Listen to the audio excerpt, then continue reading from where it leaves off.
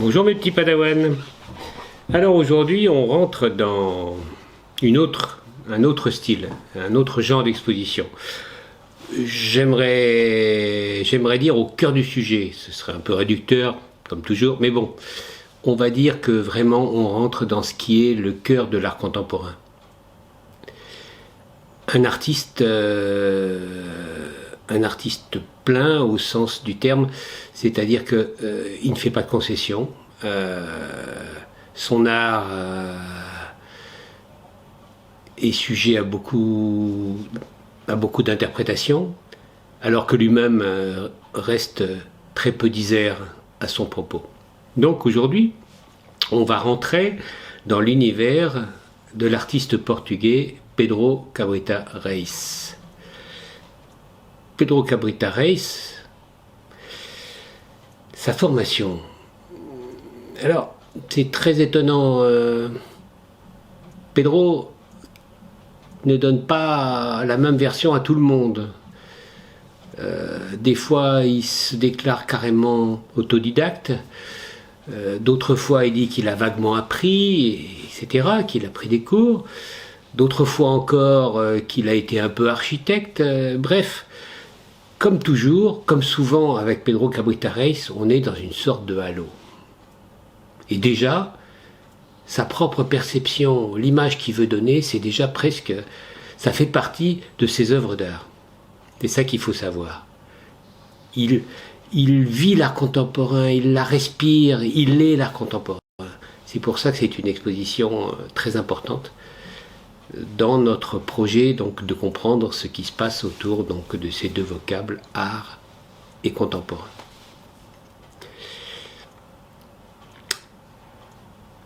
Je vous propose, parce que là le sujet est beaucoup plus complexe qu'à travers les autres approches, je vous propose d'aborder cette exposition en deux fois. C'est important, dans ce cas-là, à mon sens, déjà de considérer l'artiste. Je vous ai dit, c'est presque déjà une œuvre d'art. Et toute sa formation, tout ce qu'il est, etc., c'est déjà quasiment une histoire à elle toute seule. Donc je vous propose dans une première partie de mieux cerner l'artiste, l'homme de création qu'est Pedro Cabrita Reis, et d'essayer de voir en quelque sorte quel est son langage, quelle est sa grammaire, quelle est son orthographe, quels sont aussi donc quels sont ses propos, quelle est son approche donc de l'art et de l'art contemporain. Donc dans cette première partie, c'est un peu ce qu'on va voir. Et après, dans la seconde partie, je vous propose de véritablement rentrer dans l'exposition qui a eu lieu à l'Hôtel des Arts il y a quelques années. Vers les années 80, pour vous retracer le contexte de l'émergence donc de l'esprit artistique de Pedro Cabrita Reis, dans les années 80, il y a eu un grand tournant. Presque tous les artistes ont un peu rompu vers la fin des années 80 avec tout ce qui avait fait la montée, comme on a vu vers mai 68, le tout politique. Vous vous rappelez de la fameuse phrase donc, de Eduardo Arroyo, l'art pour l'art, ça ne nous intéresse pas. Eh bien, comme toujours, comme souvent, il y a des retours de bâton. Et le retour de bâton n'a pas été très long. Une autre génération prend le pouvoir créatif, vient bousculer donc, leurs aînés, et parmi ces artistes donc, qui émergent, qui apparaissent plus fortement vers le milieu et la fin des années 80 et les années 90, il y a un homme rond mais élégant, avec beaucoup d'humour mais beaucoup de mystère. Il y a un homme qui dit non, moi ça ne m'intéresse pas. Pour moi, l'art, il est déjà politique en lui-même, donc on ne va pas en rajouter. On ne va pas se mêler de choses au-delà de la création artistique. La création artistique, c'est déjà un mouvement politique pour moi. C'est déjà faire œuvre, faire action politique. Donc vous voyez, on est très en deçà. C'est pas un retour en arrière. C'est vraiment une considération de dire, écoutez, il ne faut pas tout mélanger. Revenons-en à l'acte créatif. C'est une espèce de mise en cause de ce postmodernisme qui a vu à la politisation de toute œuvre d'art. Donc, pour cet artiste, Pedro Cabrita Reis, l'art ne doit pas être militant. C'est pas son rôle. Sa seule raison d'être à l'art, c'est la création.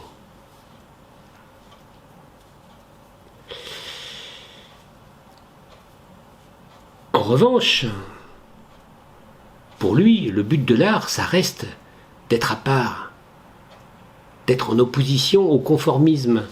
Pour lui, l'art doit se comprendre comme quelque chose qui combat les idées uniformes et la banalité de la vie. Donc pour lui, l'artiste a cette obligation-là, a ce devoir de ne pas être comme les autres, d'être en avance sur la société. Et en cela, pour lui, c'est déjà politique. Pour comprendre Pedro Cabrita Reis, il faut voir quelles sont ses priorités et ses règles de vie. Sa priorité, c'est une recherche de l'authenticité.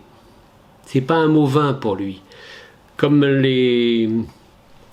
certains prédécesseurs avaient pour envie de revenir à quelque chose de plus modeste. Vous vous rappelez de l'Arte Povera, vous vous rappelez de ces mouvements après-guerre qui disaient on peut faire de l'art avec les choses plus simples. C'est au contraire quelque chose de sublime que de sublimer les matières les plus modestes, les choses les plus simples. Avec des artistes comme Morandi, avec des artistes comme même les héritiers de Picasso, les Tapiès, etc., avaient fait leur cette volonté d'employer donc des matériaux modestes et de faire en sorte qu'on fasse du beau, de l'art, qu'on fasse quelque chose d'intrigant, qu'on fasse quelque chose qui surprenne avec les choses du banal. Eh bien, Pedro Cabrita Reis est dans cette idée-là, il est dans cette mouvance et il reprend un petit peu donc ces codes-là, mais vous allez voir quelles sont ses propositions à lui. On n'est plus comme à l'époque de l'Arte Povera avec la terre, avec etc. Non, pas du tout. Il fait pas comme le Pénon, art de tout bois, mais il fait art de tout chantier de récupération. Lui, son truc, lui, sa marotte, c'est d'aller traîner à droite à gauche et de récupérer tout ce qu'il peut, mais sans a priori. Pour lui, l'authenticité, ça ne veut pas dire la nature. Je vais vous parler de son orthographe. Alors c'est un peu étrange à propos d'un plasticien de parler d'orthographe. Pourtant, vous verrez, en art contemporain, chez un grand nombre d'artistes, que ce soit les plus grands conceptuels comme Joseph Kossut, ou les plus grands structuralistes, architectes comme Lévite, donc Sol Lévite, il y a une orthographe. Et si on ne comprend pas cette orthographe, on a du mal à rentrer dans les histoires donc, qui nous racontent. L'orthographe et la grammaire de Pedro Cabrita Reis reposent sur ces différents éléments. On a vu l'aluminium c'est la dureté, c'est la rigueur, mais c'est aussi le modernisme, c'est les grands immeubles, c'est les gratte-ciel, les buildings.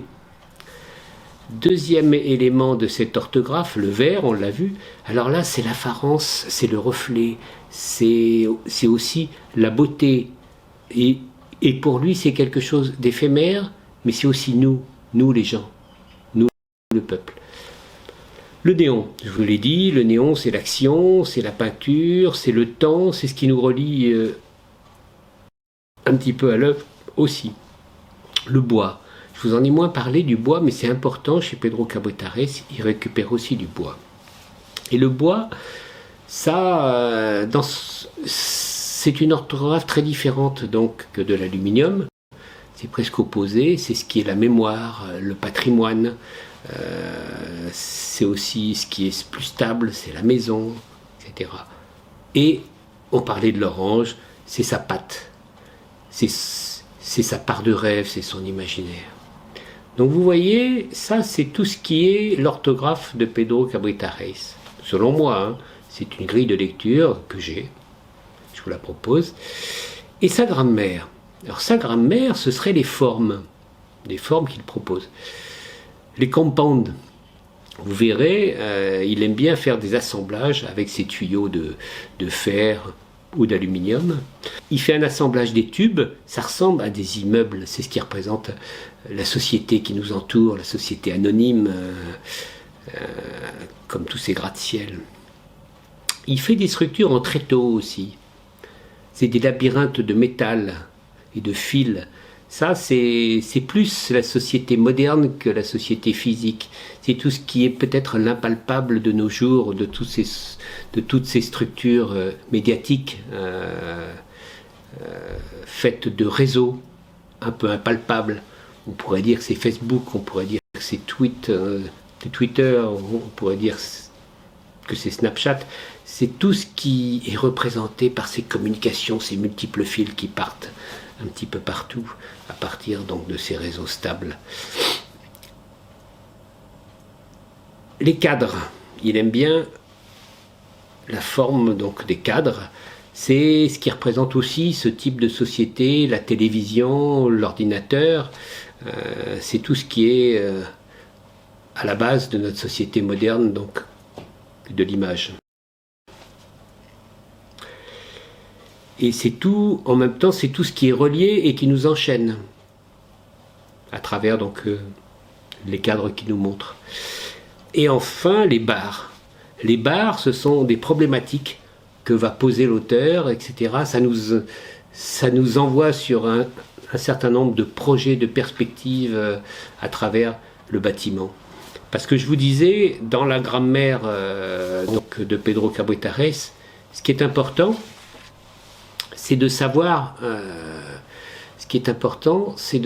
comment adapter le lieu, comment faire une œuvre qui s'intègre au lieu, ou qui est en opposition au lieu, mais en tout cas comme une sorte de dialogue avec le lieu. Et là, il a vu ce lieu-là, vous verrez, comme quelque chose de un peu figé dans le passé, une jolie petite bonbonnière, un luxe architectural bourgeois, etc. Et il vient s'y confronter avec ces formes brutales, c'est comme une attaque. Il parcourt donc de ces barres d'aluminium l'ensemble donc de l'Hôtel des Arts. Donc ça c'est important. Vous voyez, là on a pu définir des grands traits. Ça nous permet donc de mieux appréhender qu'est-ce qu'il a envie de dire. Alors, souvent, ce type d'exposition nécessite de mieux savoir donc de quoi on parle. Donc c'est en gros ce qu'on vient de voir à travers une certaine orthographe et une certaine grammaire, mais aussi donc de qui on parle. Et Pedro Cabritares est un homme charmant, etc. Mais il a son mystère. En tant qu'artiste, il a encore plus son mystère. Et il faut savoir qu'il y a plusieurs types d'artistes, et d'artistes contemporains a fortiori. Parfois, l'artiste est un animal sauvage, c'est-à-dire qui se méfie, qui n'aime pas beaucoup communiquer avec son public, qui donne très peu de titres. Il y a un grand nombre d'artistes qui donnent pratiquement aucun titre à leurs œuvres. On est chargé de se débrouiller. soit c'est le commissaire d'expo qui fait un travail derrière, ou le galériste, et de toute façon, l'artiste va se désintéresser de toute médiation ou intermédiation par rapport à ses œuvres. Ça, c'est le premier type d'artiste. Le deuxième type d'artiste, d'autrefois, l'artiste est muet, il ne veut pas parler de lui ou de ses œuvres. C'est un choix, c'est une stratégie. Mais en revanche, il n'interdit pas aux autres de le faire. Et c'est comme s'il s'amusait donc que de son mutisme. Vous voyez, la dimension réfléchie, pensée, stratégique, etc. J'en connais plus d'un donc qui pratique ce genre d'approche. Et enfin, je dirais qu'il y a un troisième type d'artiste. D'autres fois encore, l'artiste est menteur, j'ai pas peur de le dire, et manipulateur. Ce sont les pires. Et Pedro Cabrita Reis, pardon, vous voulez d'abord un peu vous stipuler qu'est-ce que c'est que cet artiste menteur et manipulateur. C'est un artiste qui aime nous engager sur des fausses pistes pour montrer finalement